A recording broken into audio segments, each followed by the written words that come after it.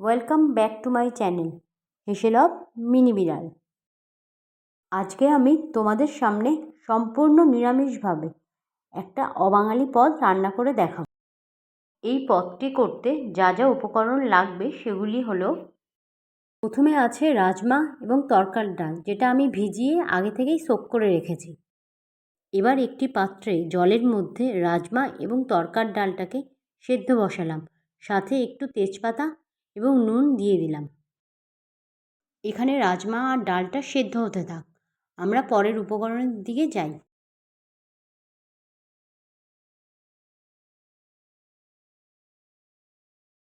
প্রথমে আছে বাড়িতে বানানো ভাজা মশলা, এরপরে আছে আদা বাটা, এরপরে আছে কাঁচা লঙ্কা ছোট ছোট করে কাটা, স্লাইস করা টমেটো, বাটার,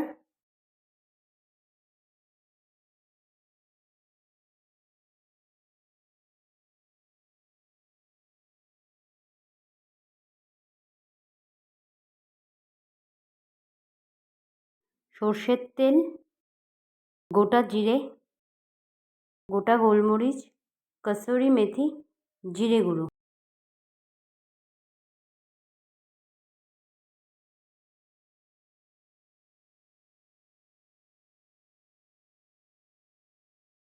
দেখো এখানে ডাল এবং রাজমা দুটোই খুব ভালোভাবে সেদ্ধ হয়ে গেছে।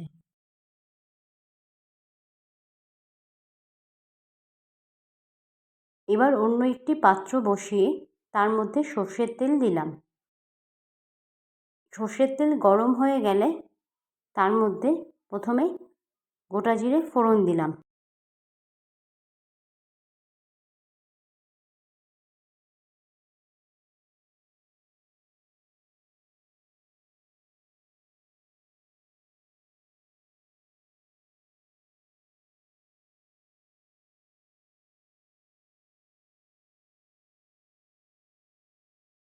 এবার খুব ভালোভাবে নাড়িয়ে ফোড়নের খুব সুন্দর একটা গন্ধ বেরোলে স্লাইস করা টমেটোগুলো দিয়ে দেবো।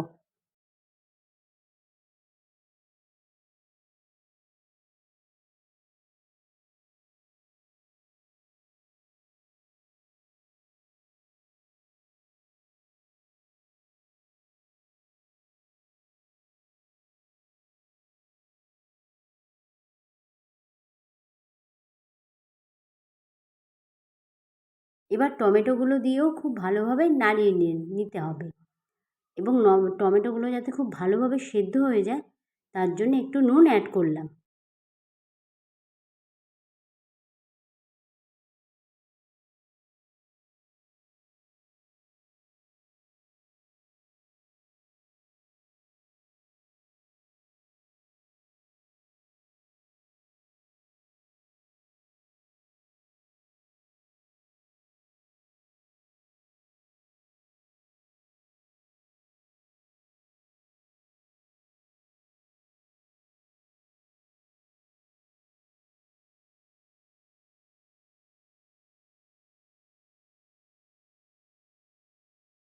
এবার লঙ্কা কুচিগুলো এর মধ্যে অ্যাড করে দিতে হবে।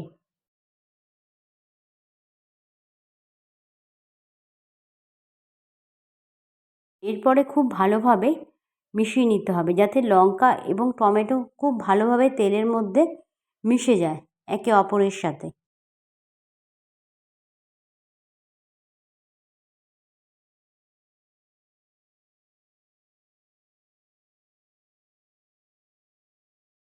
যেহেতু এখানে আমি জিরে বাটা ব্যবহার করছি না, তাই রান্নার টেস্ট ঠিক রাখার জন্যে জিরে গুঁড়োটাকে আমি আদা বাটার মধ্যে খুব ভালোভাবে মিশিয়ে নিচ্ছি।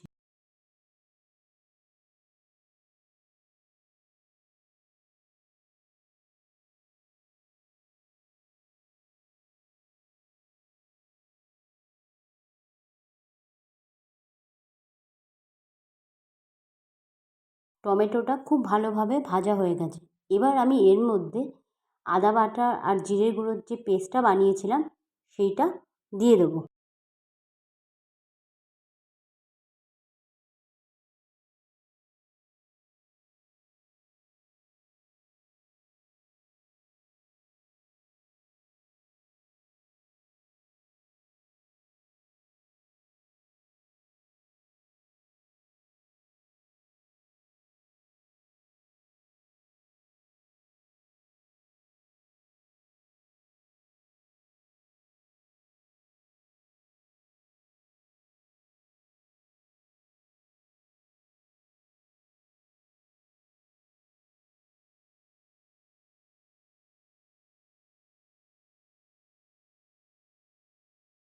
আদা এবং জিরের পেস্টটাকে কড়াইতে দিয়ে খুব ভালোভাবে টমেটো এবং কাঁচা লঙ্কার সাথে খুব ভালোভাবে মিশিয়ে নিতে হবে।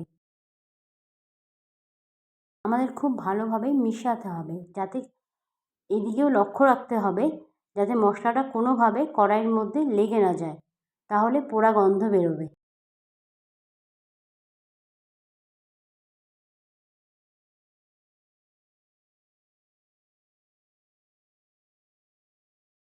এবার এর মধ্যে হলুদ গুঁড়ো দিয়ে দেবো। হলুদ গুঁড়ো দেওয়ার সাথে সাথেও আমরা আবার খুব ভালোভাবে নাড়িয়ে নেব, সেই একই ব্যাপার, যাতে কোনোভাবে নিচে পোড়া না লেগে যায়। আর আমার ফ্লেমটা এখানে একদম সিমে দেওয়া আছে।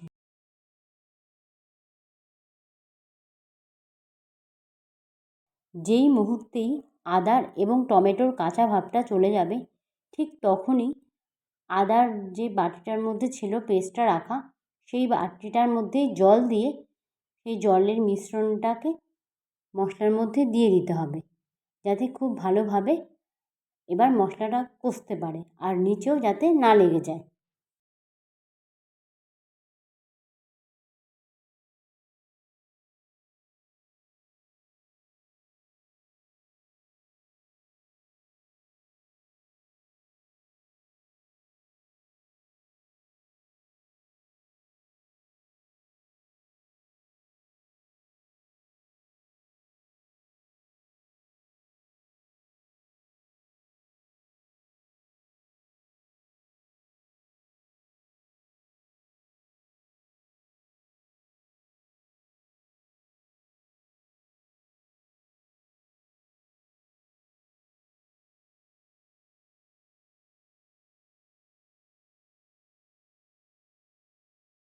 এবার আমি এখানে যে কসুরি মেথিটা রাখা ছিল, সেখান থেকে কিছুটা কসুরি মেথি মশলা কষানোর সময় দিয়ে দিলাম।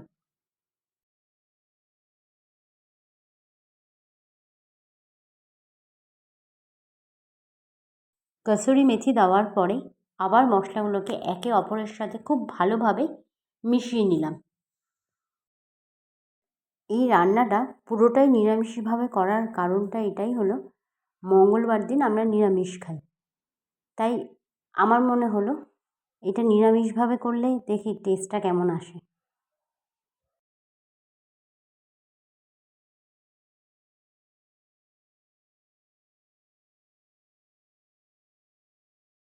এবার আমি যে ভাজা মশলাটা বাড়িতে বানিয়েছিলাম সেটা অ্যাড করলাম। তো আমার মনে হলো এই রান্নাটা নিয়ে একটু এক্সপেরিমেন্ট করা যায়, তাই এক্সপেরিমেন্টই করলাম।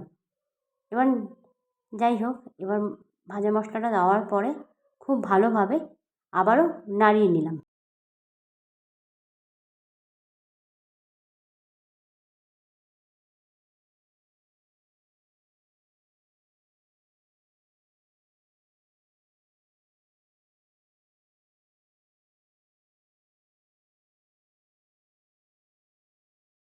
এবার অবশিষ্ট যে লঙ্কা কুচি ছিল সেটাও দিয়ে দিলাম এবং আবারও সে একইভাবে খুব ভালোভাবে নাড়িয়ে নিলাম। যেহেতু আমি রান্নাটা আগে শ্যুট করেছি, তাই ভয়েস ওভার দেওয়ার সময় আমার একটু প্রবলেম হচ্ছিল। তাও তোমরা যদি পাশে থাকো, এই গ্যাপটাকেও আমি ওভারকাম করে দেবো।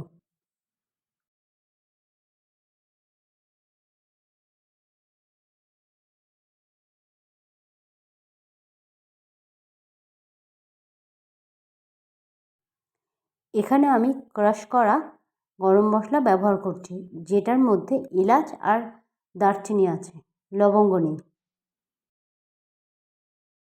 সেই একই পদ্ধতিতে আবারও খুব ভালোভাবে মিশিয়ে নিতে হবে।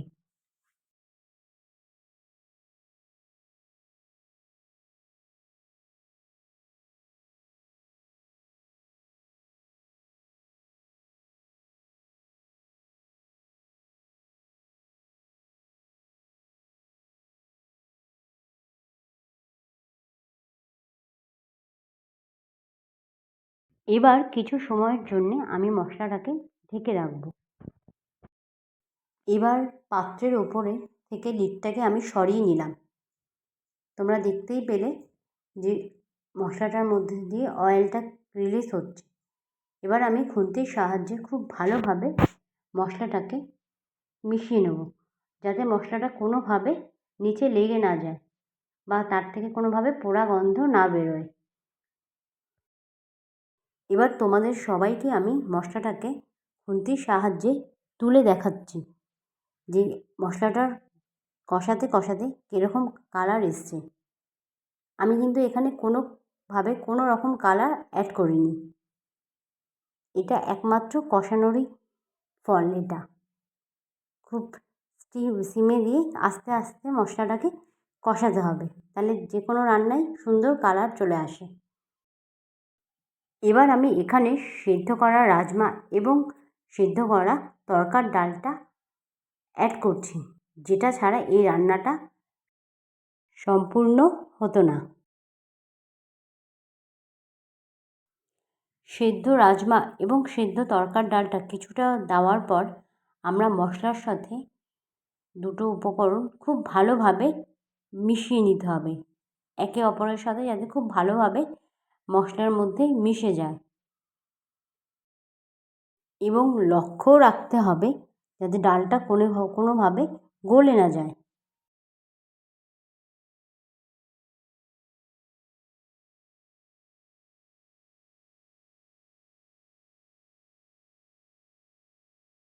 এবার সেদ্ধ রাজমা এবং সেদ্ধ ডালের যে জলটা ছিল সেই জলটা দিয়ে দেবো এবং বাদবাকি যে রাজমা এবং ডালটা ছিল সেটাও পুরোপুরি মিশিয়ে দেবো এবং খুব ভালোভাবে, আবারও বলছি সেই একই কথা, যাতে লক্ষ্য রাখতে হবে কোনোভাবে ডালটা না গলে যায়।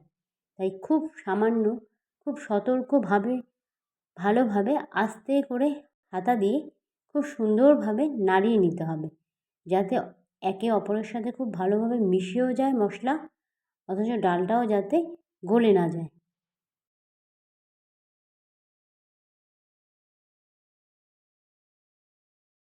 খুব ভালোভাবে নাড়িয়ে ডালটাকে মশলার সাথে যাতে খুব ভালোভাবে মশলাগুলো ডালের ভেতরে এবং রাজমার ভেতরে ঢুকে যায়, তাই আমি পাত্রের মধ্যে আবারও লিডটা দিলাম যতক্ষণ না পর্যন্ত ডাল এবং রাজমাটা ফুটে ওঠে।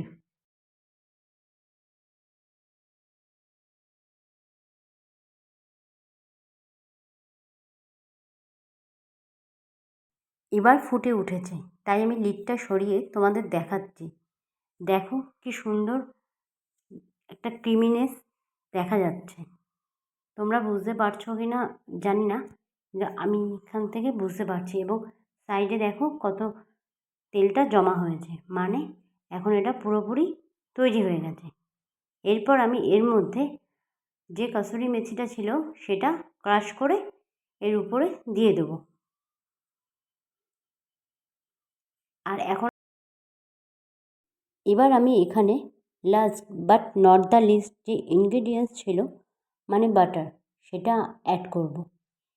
এখানে আমি 2 থেকে 3 টেবিল স্পুন টিস্পুন অ্যাড করেছি।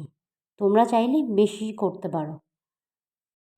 তোমাদের যদি আমার এই রান্নাটা ভালো লেগে থাকে তাহলে শেয়ার করো, অনেক লাইক করো, সাবস্ক্রাইব করো এবং তোমরা ভালো থেকো।